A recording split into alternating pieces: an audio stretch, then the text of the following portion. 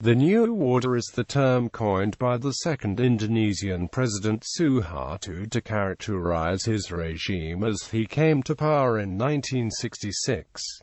Suharto used this term to contrast his rule with that of his predecessor, Sukarno. The term New Order in more recent times has become synonymous with the Suharto years. Immediately following the attempted coup in 1965, the political situation was uncertain, but the Suharto's New Order found much popular support from groups wanting a separation from Indonesia's problems since its independence. The generation of 66 epitomized talk of a new group of young leaders and new intellectual thought. Following Indonesia's communal and political conflicts, and its economic collapse and social breakdown of the late 1950s through to the mid-1960s, the New Order was committed to achieving and maintaining political order, economic development, and the removal of mass participation in the political process.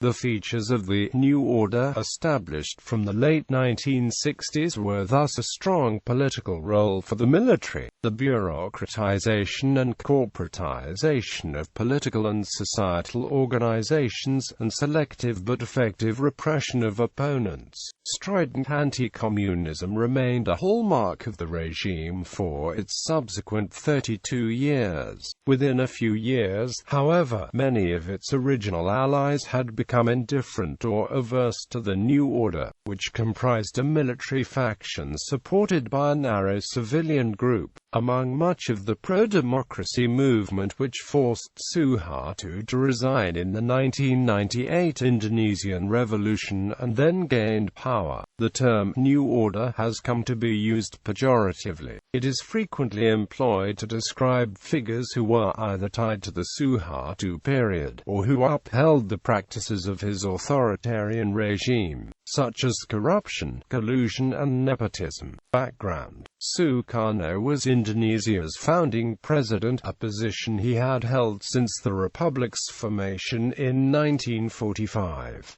In 1955, the first general parliamentary elections delivered an unstable parliament, and from the late 1950s, Sukarno's rule became increasingly autocratic under his guided democracy. Described as the Great Dalang, or puppet master, Sukarno's position depended on his concept of NASAKOM, whereby he sought to balance the competing Indonesian military, Islamic groups, and the increasingly powerful Indonesian Communist Party, to the resentment of the military and Muslim groups. This arrangement became increasingly reliant on the PKI, which had become the country's strongest political party. Sukarno's anti-imperial ideology saw Indonesia increasingly dependent on the Soviet Union and China, which was met with indignation from Western countries. The cash-strapped government had to scrap public sector subsidies. Annual inflation rose to as high as 1,000%. Export revenues were shrinking, infrastructure crumbling, and factories were operating at minimal capacity with negligible investment.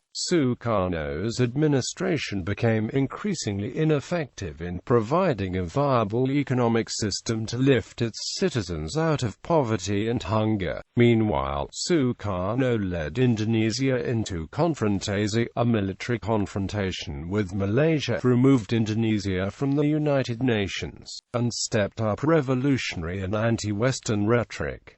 By 1965, at the height of the Cold War, the PKI penetrated all levels of government. With the support of Sukarno and the Air Force, the party gained increasing influence at the expense of the army, thus ensuring the army's enmity. Muslim clerics, many of whom were landowners, felt threatened by the PKI's rural land confiscation actions. The army was alarmed at Sukarno's support for the PKI's wish to quickly establish a fifth force of armed peasants and laborers. Adding to this desperate violent and fractious nature of Indonesia in the 1960s. A split within the military was fostered by Western countries backing a right-wing faction against a left-wing faction backed by the PKI. Overthrow of Sukarno. On the 30th of September 1965, 6 generals were killed by a group calling themselves the 30th of September Movement, who alleged a right-wing plot to kill the president.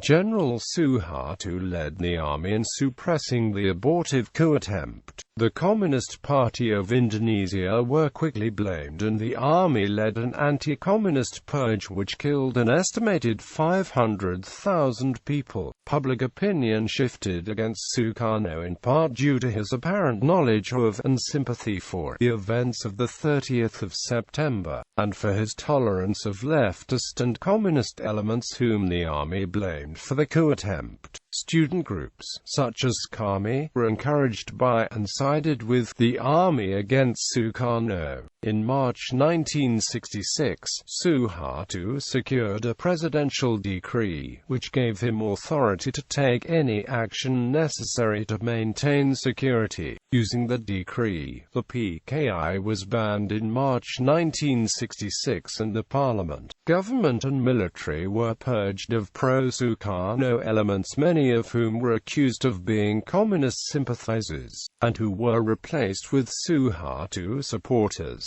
A June session of the now purged parliament banned Marxism-Leninism, ratified the Supersema, and stripped Sukarno of his title of president for life. In August-September 1966, and against the wishes of Sukarno, the new order ended Indonesia's confrontation with Malaysia and rejoined the United Nations. Parliament reconvened in March 1967 to impeach the president for his apparent toleration of the 30th of September movement in violation of the Constitution, by promoting PKI's international communist agenda, negligence of the economy, and promotion of national moral degradation via his womanizing behavior. In March 1967, the MPRS stripped Sukarno of his remaining power, and Suharto was named acting president. Sukarno was placed under house arrest in Bogor Palace. Little more was heard from him, and he died in June 1970.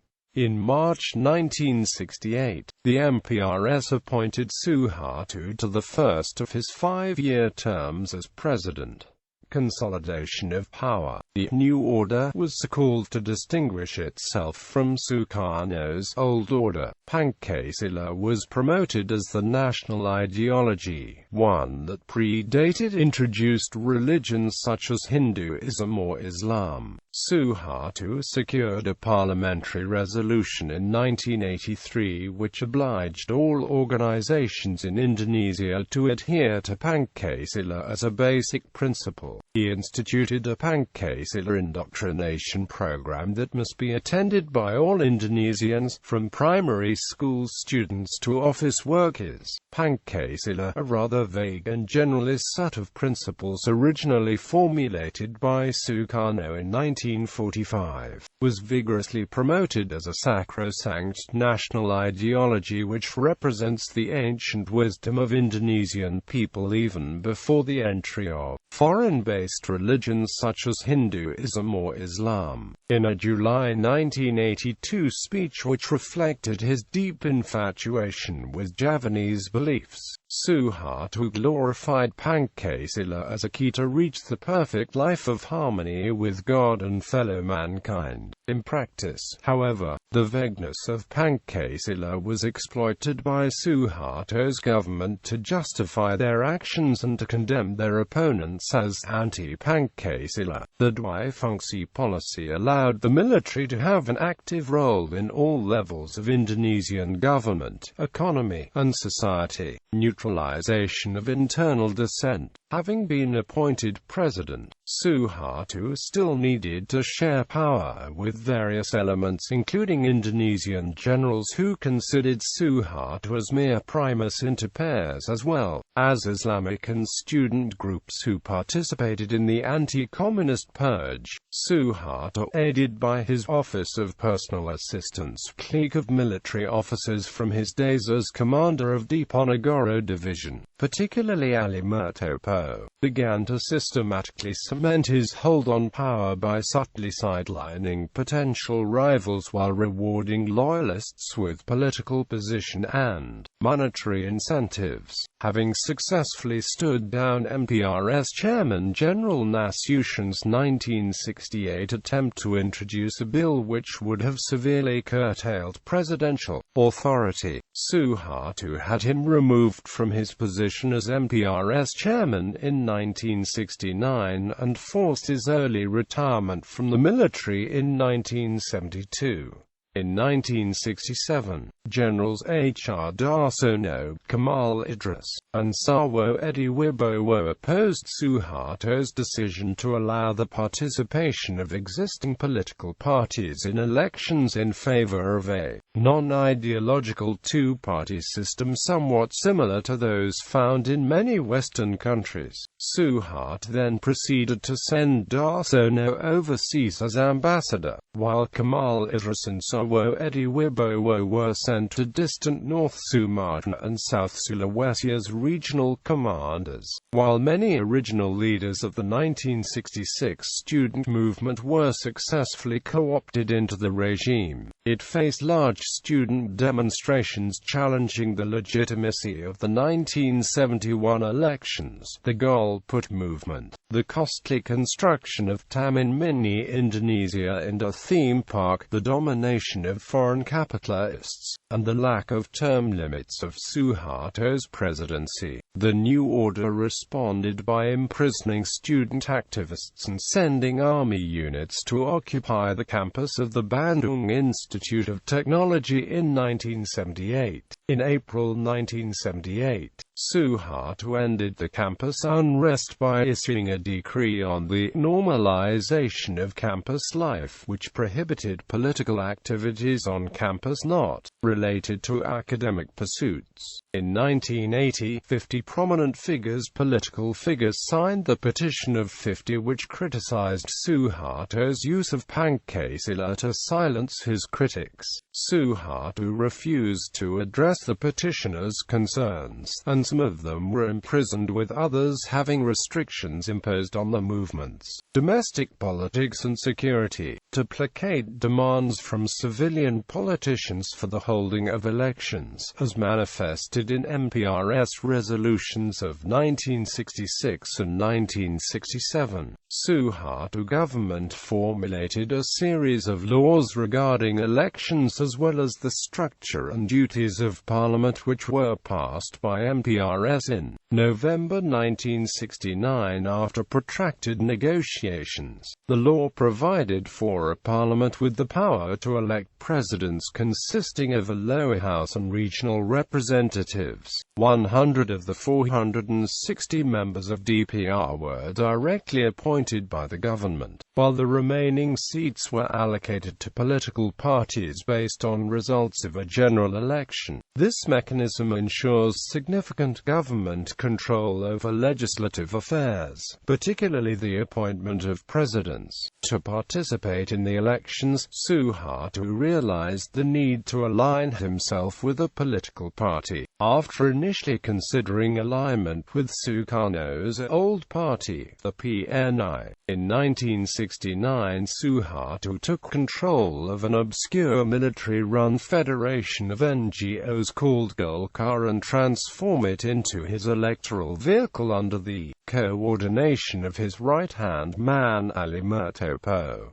The first general election was held on 3 July 1971, with 10 participants, Golkar, 4 Islamic parties, as well as 5 nationalist and Christian parties, campaigning on a non-ideological platform of development, and aided by official government support and subtle intimidation tactics. Golkar secured 62.8% of the popular vote. The March 1973 general session of the MPR promptly appointed Suharto to a second term in office with Sultan Hamengkubuwono IX as vice president. On 5 January 1973, to allow better control, the government forced the 4 Islamic parties to merge into the PPP, while the 5 non-Islamic parties were fused into PDI. The government ensured that these parties never developed effective opposition by controlling the leadership, while establishing the recall system to remove any outspoken legislators from the positions. Using this system, dubbed the Pancasila democracy, Golkar won the MPR general elections of 1977, 1982, 1987, 1992, and 1997 with massive landslides. The elected MPR then proceeded to unanimously re-elect Suharto as president in 1978, 1983, 1988, 1993, and 1998. Suharto proceeded with social engineering projects designed to transform Indonesian society into a depoliticized floating mast supportive of the national mission of development, a concept similar to corporatism. The government formed civil society groups to unite the populace in support of government programs. For instance, the government created Corpri in November 1971 as Union of Civil Servants to ensure their loyalty, organized the FBSI as the only legal labor union in February 1973, and established the MUI in 1975 to control Islamic clerics. In 1966-1967, to promote assimilation of the influential Chinese Indonesians, the Suharto government passed several laws as part of the so-called Basic Policy for the Solution of Chinese Problem, whereby only one Chinese language publication was allowed to continue. All Chinese cultural and religious expressions were prohibited from public space. Chinese schools were phased out, and the ethnic Chinese were encouraged to take Indonesian-sounding names. In 1968, Suharto commenced the very successful family planning program to stem the huge population growth rate and hence increase per capita income. A lasting legacy from this period is the spelling reform of Indonesian language decreed by Suharto on 17 August 1972. Suharto relied on the military to ruthlessly maintain domestic security, organized by the Kopkamtiban to maintain strict control over the country. Suharto expanded the army's territorial system down to the village level, while military officers were appointed as regional heads under the rubric of the Dwi Fungsi of the military. By 1969, 70% of Indonesia's provincial governors and more than half of its district chiefs were active military officers. Suharto authorized Operasi Trisula, which destroyed PKI remnants trying to organize a guerrilla base in the Blitar area in 1968, and ordered several military operations which ended the communist PGRS Paraku insurgency in West Kalimantan. Attacks on oil workers by the first incarnation of Free ACEH movement separatists under Hassan Daitiro in 1977 led to dispatch of small special forces detachments who quickly either killed or forced the movement's members to flee abroad. Notably, in March 1981, Suharto authorized a successful Special Forces mission to end hijacking of a Garuda Indonesia flight by Islamic extremists at Don Mueang Airport in Bangkok, to comply with the New York Agreement of 1962, which required a plebiscite on integration of West Irian into Indonesia before end of 1969. The Suharto government began organizing for a so-called Act of Free Choice scheduled on July-August 1969.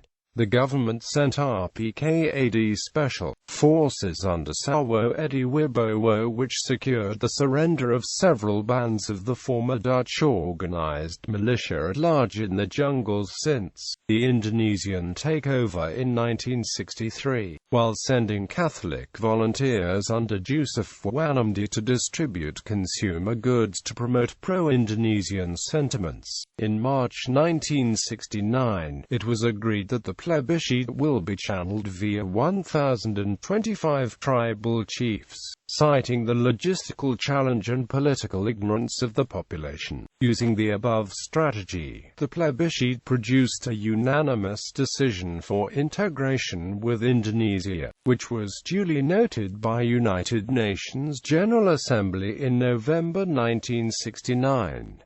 Political Islam. Under Suharto, political Islamists were suppressed, and religious Muslims carefully watched by the Indonesian government. Several Christian generals who served under Suharto, like Leonardus Benjamin Moadani, actively persecuted religious Muslims in the Indonesian military, which was described as being anti-Islamic, denying religious Muslims promotions, and preventing them from praying in the barracks and banning them from even using the Islamic greeting, Salam Alaikum. And these anti-Islamic policies were entirely supported by Suharto, despite Suharto being a Muslim himself, since he considered political Islam a threat to his power. The Christian general Theo Safe, who also served under Suharto, spoke out against political Islam coming to power in Indonesia, and insulted the Quran and Islam in remarks which were described as Islamophobic. Economy. The new president enlisted a group of mostly American-educated Indonesian economists, dubbed the Berkeley Mafia, to formulate government economic policy, by cutting subsidies and government debt, and reforming the exchange rate mechanism. Inflation dropped from 660% in 1966 to 19% in 1969.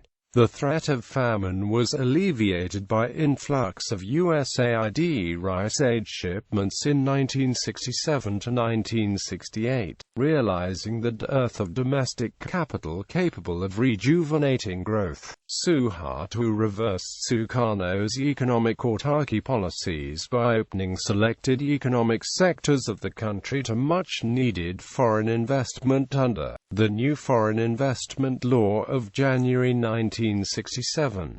Suharto himself traveled to Western Europe and Japan in a series of trips to promote investment into Indonesia, starting in the natural resource sector. Among the first foreign investors to re-enter Indonesia were mining companies Freeport Sulphur Company and International Nickel Company, later followed by significant investment from Japanese, South Korean, and Taiwanese companies. From 1967, the government managed to secure low-interest foreign aid from 10 countries grouped under the Intergovernmental Group on Indonesia to cover its budget deficit. Suharto's government issued the Domestic Investment Law of June 1968 to allow development of a domestic capitalist class capable of motoring economic growth to supplement existing state-owned enterprises. The late 1960s and early 1970s saw emergence of domestic entrepreneurs in the import substitution light manufacturing sector such as Astra Group and Salam Group. flush with IGGI foreign aid and later the jump in oil exports during the 1973 oil crisis,